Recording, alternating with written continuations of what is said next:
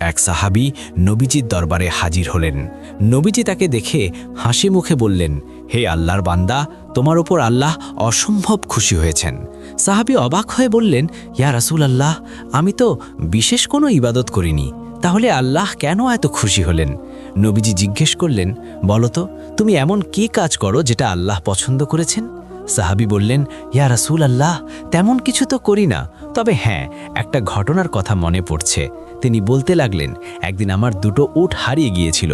খুঁজতে খুঁজতে অনেক দূরে চলে যাই, গিয়ে দেখি এক মরুর সর্দার আমার উট দুটো আটকে রেখেছে। এগুলো আমার উট, ফেরত দিন। আমি উট ফেরত চাইলাম, কিন্তু সর্দার রাজি হলো না।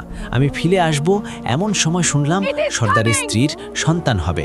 সর্দার সবাইকে বলে দিচ্ছে, যদি ছেলে হয় তবে খুশি, কিন্তু মেয়ে হলে আমি তাকে জীবন্ত কবর দেব। এই কথা শুনে